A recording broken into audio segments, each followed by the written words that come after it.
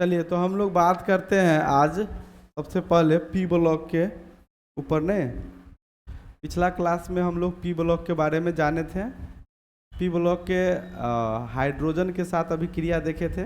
15 group का hydrogen के साथ अभिक्रिया देखे थे, जिसमें हमारा सबसे पहले अमोनिया बना था, फॉस्फीन बना था नहीं। इस तरह से बहुत सारे चीज़ हमारे बने थे। आज हम लोग बात करने वाले हैं रिएक्शन विथ ऑक्सीजन, मतलब ऑक्सीजन के साथ अभिक्रिया। किसकी अभिक्रिया? 15 ग्रुप, मतलब नाइट्रोजन, फास्फोरस, आर्सेनिक, इस सब चीज़ का अभिक्रिया देखने वाले हैं। इसमें क्या होता है कि दो तरह का ऑक्साइड बनता है। पहला बनता है E2O3 और दूसरा बनता है E2O5। दो तरह का ऑक्साइड बनता है। पहला बनता है E2O3 और दूसरा बनता है E2O5। तो हम लोग बात करेंगे ऑक्सीजन के साथ अभिक्रिया के लिए। किसके लिए बात करेंगे? ऑक्सीजन के साथ अभिक्रिया। ऑक्सीजन के साथ अभिक्रिया में हम लोग क्या देखे थे कि इस ग्रुप के सभी तत्व ऑक्सीजन के साथ अभिक्रिया करते हैं तथा दो प्रकार के ऑक्साइड बनाते हैं। एक क्या बनाता है? E2O3 और दूसरा क्या बनाता है? E2O5 बनाता है इस तरह का। इसे क्या बोलते हैं? धातु के लिए यह क्षारीय होता है, यह अधातु के लिए अम्लीय होता है। ये अम्लीय प्रकृति का होता है या स्वसंयोजक प्रकृति का होता है। N2 तथा P4 के ऑक्साइड अम्लीय प्रकृति के होते हैं और AS तथा SB के ऑक्साइड उभयधर्मी प्रकृति के होते हैं। बिस्मथ का ऑक्साइड क्षारीय प्रवृत्ति के होते हैं। यहाँ तक हम लोग पिछले क्लास में बात कर चुके हैं ना। यहाँ पर हम बात करते हैं कि देखिए E2O3 और E2O5 में हम देखेंगे तो हमारा यहाँ पर क्या कॉमन मिलेगा? P4O6। P4O6 के बाद दूसरा क्या मिलेगा? P4O10। इन दोनों को यदि इसमें कॉमन की बात करेंगे तो कितना कॉमन बनेगा? दो। तो दो कॉमन बनेगा तो क्या बच जाएगा? P2O3। देखिए P2O3 किसके जैसा है? E2O3 के जैसे है। और दूसरा क्या बनेगा? इसमें भी कॉमन बनेगा दो, तो वो कैसा बनेगा? P2O5। P2O5 किसके जैसा है? E2O5 के जैसा है। अब कहता है फास्फोरस के दो तरह के ऑक्साइड होते हैं, दोनों ऑक्साइड का संरचना बनाना है। दोनों ऑक्साइड का क्या बनाना है? संरचना बनाना है। तो पहले हम किसका संरचना बनाने जाएंगे? P4O6। किसका बनाने जाएंगे? P4O6। आप जैसा कि यहाँ पर देख रहे हैं इस फास्फोरस का 3 बॉन्ड बना हुआ है ऑक्सीजन के साथ, नहीं किसके साथ? ऑक्सीजन के साथ। और फिर वही बॉन्ड फिर नीचे आया हुआ है, फिर यहाँ पे फास्फोरस दिए हुए हैं, फिर सबको बैलेंस किए हुए हैं। तो हर फास्फोरस का 3 बॉन्ड है। यहाँ पर कितना बॉन्ड है? हर एक फास्फोरस का कितना बॉन्ड है? 3 बॉन्ड है। वही चीज़ आ गया P4O10 के पास। इसमें क्या है? हर एक फास्फोरस के पास 5 बॉन्ड है। कितना बॉन्ड है? देखिएगा, 1 बॉन्ड, 2 बॉन्ड, 3 बॉन्ड और इधर डबल बॉन्ड है। तो कितना बॉन्ड है हर एक फास्फोरस के पास? 5 बॉन्ड है। उसके बाद इससे बनता क्या है? हाइड्रोलिसिस करने पर क्या बनता है? तो P4O6 को हाइड्रोलिसिस करने पर H3PO3 बनता है, जिसे हम क्या बोलते हैं? Phosphorus acid. क्या बोलते हैं? Phosphorus acid. उसके बाद P4O10 को 6 मोल में H2O के साथ अभिक्रिया कराने पे क्या बनता है? H3PO4, जिसको फास्फोरिक एसिड बोलते हैं। मतलब यहाँ पर यह है कि फास्फोरस के ऑक्साइड से फास्फोरस के ऑक्जी एसिड को बनाना, और वो दो तरह के होते हैं, एक फास्फोरस एसिड होते हैं, एक फास्फोरिक एसिड होते हैं। अब उसमें हम बात करेंगे H3PO3 की क्षारीयता पर। तो इसकी क्षारीयता क्या आएगा? 2 आएगा। और इसकी क्षारीयता कितना आएगा? 3 आएगा। यहाँ तक हम बात कर चुके हैं। थोड़ा और हम बात किए हुए थे ऑक्जी एसिड ऑफ नाइट्रोजन कल के क्लास में। ऑक्जी एसिड ऑफ, आप लोग बताइएगा, ऑक्जी एसिड ऑफ नाइट्रोजन कितने तरह के होते हैं? 3 तरह के होते हैं। कितने तरह के होते हैं? एक होता है HNO3, फिर क्या होता है? HNO2, और उसके बाद क्या होता है? HNO। या इसको हम बोल सकते हैं 2 मोल में रखेंगे तो H2N2O2। नाम की बात करें तो इसका नाम क्या होगा? नाइट्रिक अम्ल, हाँ या ना? इसका नाम बोलिए। नाइट्रस अम्ल। इसका नाम क्या होगा? हाइपो नाइट्रस अम्ल। कोई दिक्कत परेशानी नहीं है? कोई दिक्कत परेशानी नहीं है बताइए। इसका ऑक्सीडेशन स्टेट क्या होगा? ऑक्सीडेशन मतलब ऑक्सीडेशन स्टेट क्या होगा? ऑक्सीडेशन स्टेट ऑफ नाइट्रोजन, मतलब HNO3 में नाइट्रोजन का ऑक्सीडेशन स्टेट कितना होगा? बोलिए। +5। Very good. कितना हो जाएगा? +5। और इसमें कितना हो जाएगा? इसमें कितना हो जाएगा? Oxidation state of nitrogen +3। और इसका क्या हो जाएगा? उससे कम हो जाएगा। उससे क्या हो जाएगा? कम हो जाएगा। तो इस तरह से हम लोग बनाने के विधि पर बात किए थे। उसके बाद देखिए मेथड ऑफ प्रिपरेशन, किसको बनाने का विधि देख रहे हैं? बनाने के विधि, किसको बनाने का विधि देख रहे हैं? बोलिए।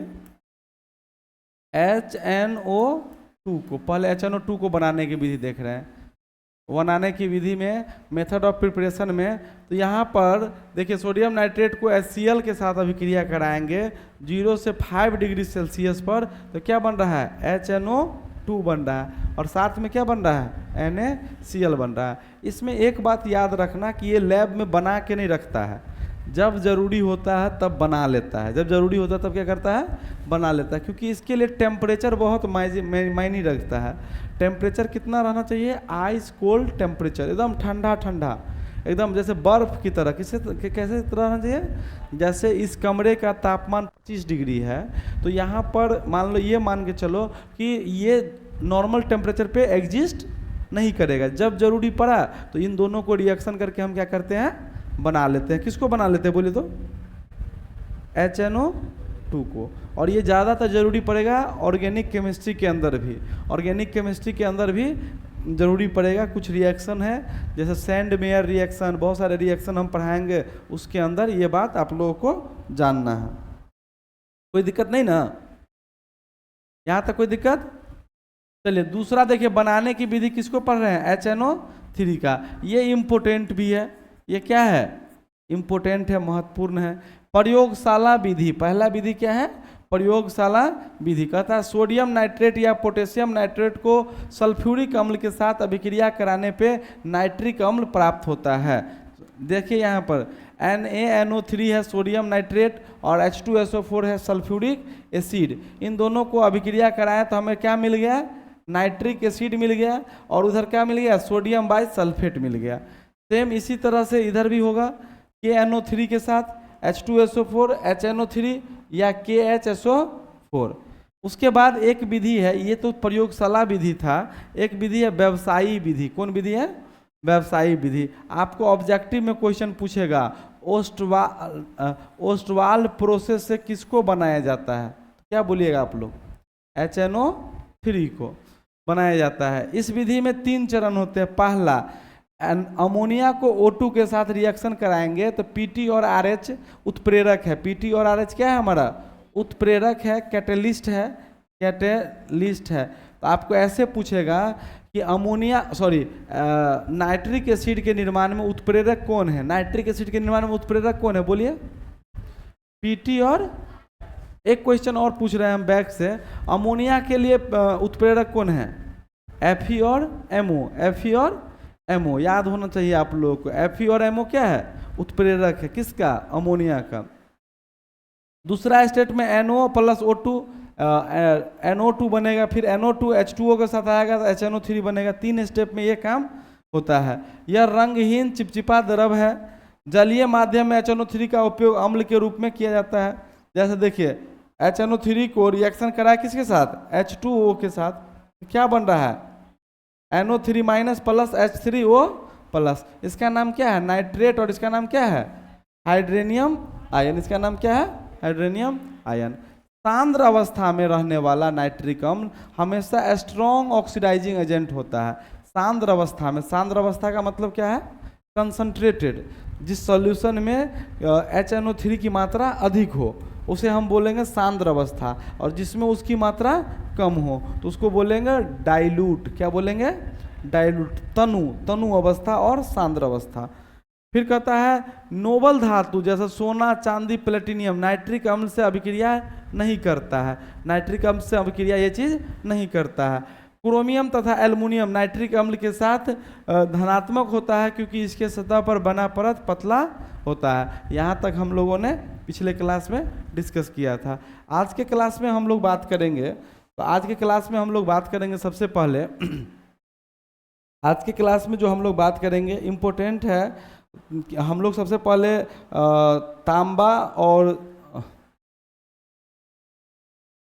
तांबा तथा जास्ता, तांबा तथा जास्ता को तनु तथा सांद्र अवस्था में नाइट्रिक अम्ल के साथ अभिक्रिया, नाइट्रिक अम्ल के साथ अभिक्रिया, नाइट्रिक अम्ल के साथ अभिक्रिया। ये हेडिंग हो गया आप लोगों को, इसको इम्पोर्टेंट करके हेडिंग लगाइएगा। यह आपका हेडलाइन हो गया। पहला ऑप्शन है कि मान लीजिए Cu की अभिक्रिया करा रहे हैं किसके साथ, HNO3 के साथ, और वो किस अवस्था में है, तनु अवस्था में है। एक बार ये है बात। दूसरा बार में क्या बात है, फिर Cu की अभिक्रिया करा रहे हैं HNO3 के साथ, इस बार कैसा है, सांद्र अवस्था में है। तो इसमें क्या बनेगा और इसमें क्या बनेगा, ये बात हम गौर करेंगे। इसमें क्या बनेगा और इसमें क्या बनेगा। तो इसमें हमारा बनेगा TuNO का Cu hole twice plus H2O plus NO। NO क्या होता है हमारा, नाइट्रिक एसिड होता है। NO क्या होता है हमारा, नाइट्रिक अम्ल। उसके बाद जो है, उसके बाद हमारा क्या होगा दूसरा में, तो दूसरा में भी सेम बनेगा लेकिन कंसंट्रेटेड में चेंज हो जाएगा। TuNO3 का 2 plus H2O plus NO2। NO2 का नाम क्या होगा, nitrogen dioxide, nitrogen dioxide. Note करते चलिए आप लोग। दूसरा आ जाएगा सेम कहानी Zn के साथ HNO3, एक बार में तनु और एक बार में सांद्र।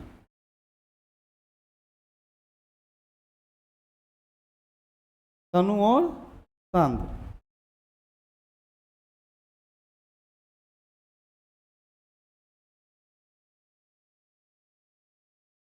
ये बनाएगा ZnNO3 का 2, NO3 दो बार plus H2O plus N2O। N2O क्या होता है हमारा, N2 होता है नाइट्रस ऑक्साइड।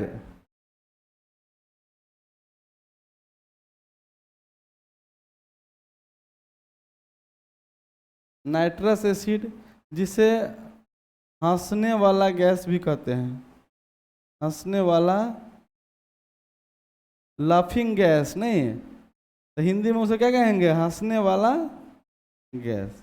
हंसने वाला गैस का सूत्र क्या होता है, N2O। क्या होता है, N2O। और दूसरा है, दूसरा सेम है फिर ZnNO3 2 मोल में plus H2O plus NO2, nitrogen dioxide, nitrogen dioxide. चलिए सब लोग नोट कर लेंगे फटाफट।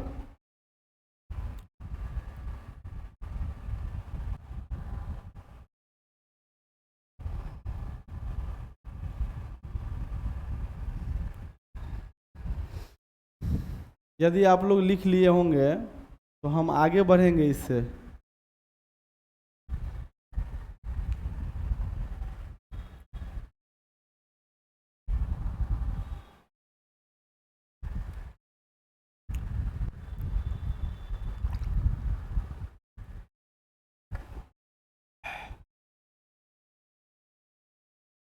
बहुत ही प्यारा चैप्टर है आप लोगों का पी ब्लॉक, और पी ब्लॉक से आप इनऑर्गेनिक केमिस्ट्री का बेस क्रिएट कर सकते हैं।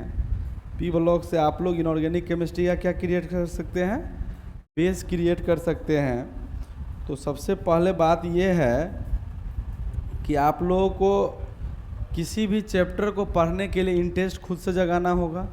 नहीं, हमने पिछले क्लास में बोला था आप लोगों को कि पीरियडिक टेबल लगा लेना है। नहीं, सब लोगों को बोले थे कि पीरियडिक टेबल नहीं मिला तो हम देखते हैं, किसी दुकानदार से बात करते हैं। देखिए, पीरियडिक टेबल लगाने से 2-3 फ़ायदा है आपको। एवरी डे यदि आप उस एलिमेंट्स को देखते हैं तो एलिमेंट्स आपको याद हो जाएगा, हाँ या ना? जैसे जिंक की परमाणु संख्या कितनी है? तो 30 है। ऐसे बार बार आप देखिएगा तो क्या हो जाएगा? आपको याद हो जाएगा। तो इस चीज़ों के लिए आपको हम बार बार बोल रहे हैं पीरियडिक टेबल लगाने के लिए। बहुत से क्या ये नाइट्रोजन डाइऑक्साइड, डाई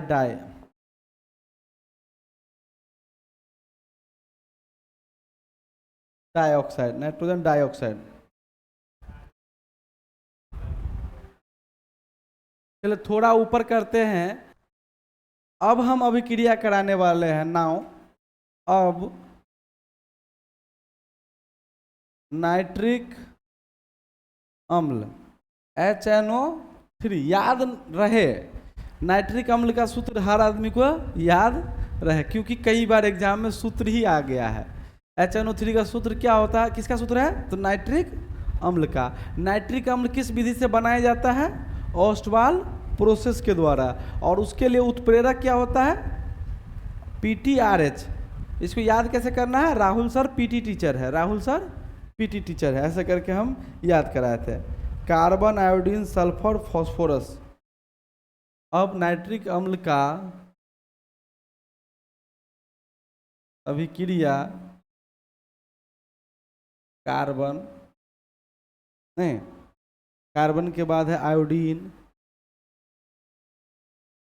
आयोडीन, उसके बाद है आपका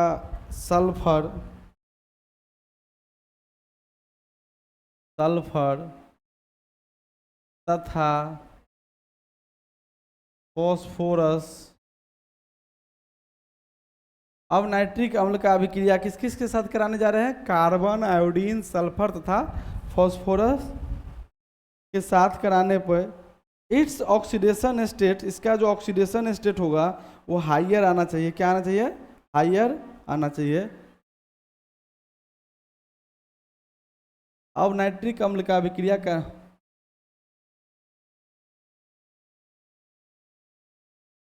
इसके साथ अभिक्रिया करेंगे तो क्या क्या बनेगा एक बार देख लीजिएगा। फर्स्ट ऑफ ऑल क्या क्या बनेगा? पहला बार यदि HNO3 के साथ कार्बन मिलेगा तो CO2 का निर्माण होगा, NO2 का निर्माण होगा और H2O का निर्माण होगा। क्या क्या चीज़ बनेगा? बनाइएगा साथ में आप लोग।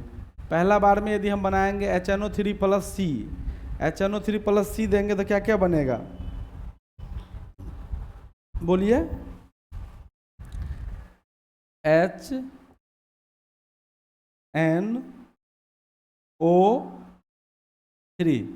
प्लस C दिए, ये रिएक्शन करके क्या बनाएगा? CO2 NO2 H2। किस किस रूप में टूट गया? बोलिए। HNO3 का नाम क्या था? बोलिए तो। नाइट्रिक अम्ल। कार्बन के साथ अभिक्रिया किया तो क्या क्या बनाए? Carbon dioxide, nitrogen dioxide, water. कोई दिक्कत नहीं है। फिर दूसरा दफा HNO3 की अभिक्रिया किसके साथ कराए? आयोडीन के साथ। आयोडीन को कैसे लिखते हैं? आई से। किसे लिखते हैं? आई से। ये क्या बनाएगा? HiO3। HiO3 plus HiO3 plus NO2 plus H2O। अब किसके साथ रह गया? सल्फर के साथ HNO3। सल्फर मतलब S। बताइए सल्फर का परमाणु संख्या कितना होता है? 16। किस ग्रुप के सदस्य है? किस ग्रुप के सदस्य है? 16 ग्रुप ऑक्सीजन फैमिली के सदस्य है। नहीं, अभी हम लोग क्या पढ़ रहे हैं? नाइट्रोजन फैमिली पढ़ रहे हैं। आकाश देखिए, अभी हम लोग क्या पढ़ रहे हैं? नाइट्रोजन फैमिली पढ़ रहे हैं। नहीं, और वहीं पर सल्फर क्या है? 16 ग्रुप के, 16 ग्रुप से रिएक्शन करा के देख रहे हैं। तो 16 ग्रुप से कराएंगे तो बनेगा H3PO3, सॉरी सल्फर के साथ कराएंगे तो H2SO4। क्या बनेगा? H2SO4 सल्फ्यूरिक एसिड अम्ल, नहीं, और NO2 प्लस H2O। लास्ट वाला अभिक्रिया किसके साथ है? HNO3 plus P, H3PO3 plus NO2 plus H2O। तो 4 अभिक्रिया हम लोग और देख लिए। किस किस के साथ बोलिए? कार्बन के साथ, आयोडीन के साथ, सल्फर के साथ, फास्फोरस के साथ। किसकी अभिक्रिया देखे? नाइट्रिक अम्ल की, नाइट्रिक अम्ल की। अब हम लोग इससे आगे बढ़ेंगे और आज के क्लास में डिस्कस करेंगे फॉस्फीन के बारे में। किसके बारे में डिस्कस करेंगे?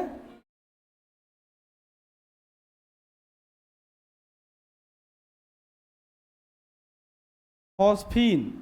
फॉस्फीन का सूत्र होता है PH3। क्या होता है सूत्र? PH3। PH3।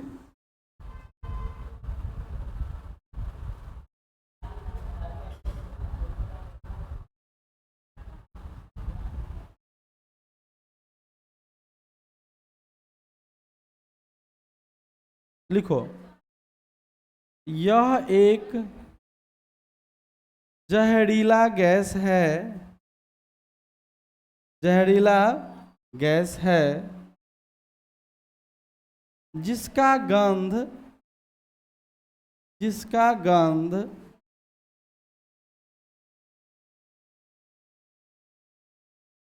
क्या? HiO3। उसमें आयोडीन वाले में पढ़ाएंगे, 17 ग्रुप में पढ़ाएंगे, उसका नाम से पढ़ाएंगे। यह एक जहरीला गैस है जिसका गंध मरे हुए मछली की तरह होता है, मछली की तरह होता है। बात नहीं करिए नहीं तो पीछे रह जाइएगा। बनाने की विधि, बनाने की विधि, किसको बनाने की विधि? फॉस्फीन PH3 बनाने की विधि। 2 तरीका है। कितने तरीका है? 2 तरीका है। पहला तरीका है कि जब, ऐसे लिखेंगे, जब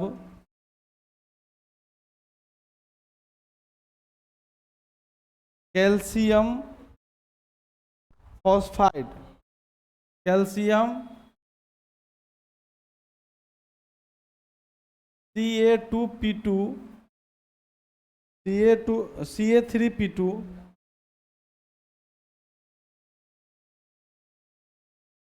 जब कैल्शियम फॉस्फाइड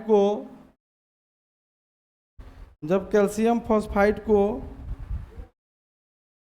जल H2O तथा और दे दीजिए या हाइड्रोक्लोरिक अम्ल HCl के साथ अभिक्रिया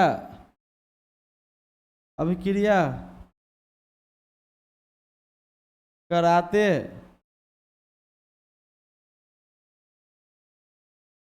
कराते हैं तब फॉस्फीन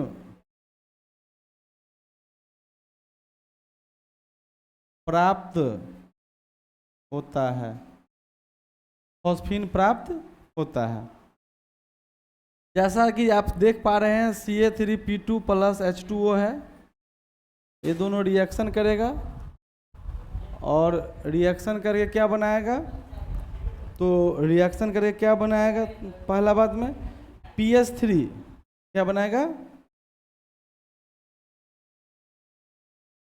CaOH का खोल दो, कौन है देख लो तो, CHO3 का होल ट्वाइस,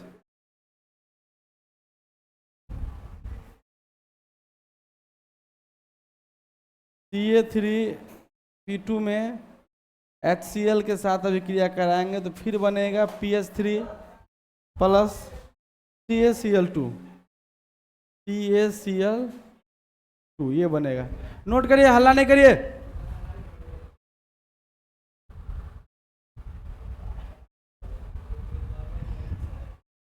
एक बहुत ही इम्पोर्टेंट तरीका है बनाने का, बहुत ही VVI है जो हम अभी बता रहे हैं। ये क्या है इसके बारे में भी हम अभी बता रहे हैं कि फॉस्फीन को एक और तरीका से बनाया जाता है, जब सोडियम हाइड्रोक्साइड को व्हाइट फॉस्फोरस के साथ अभिक्रिया कराया जाए। जब सोडियम, हल्ला नहीं करो, हाइड्रोक्साइड, सोडियम हाइड्रोक्साइड का सूत्र बोलो, NaOH। जब सोडियम हाइड्रोक्साइड को व्हाइट फॉस्फोरस के साथ अभिक्रिया कराया जाता है,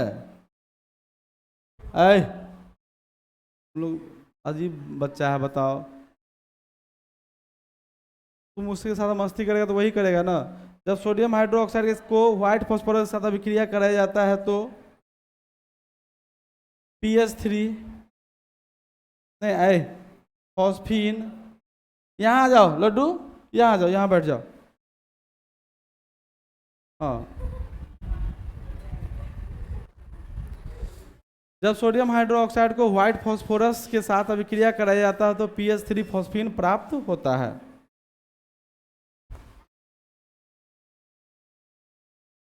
प्राप्त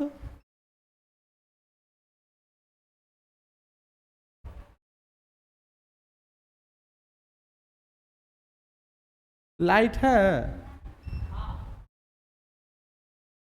पंखा बंद कर दो सब लोग, पंखा बंद किए। हेलो, रुक गया वो।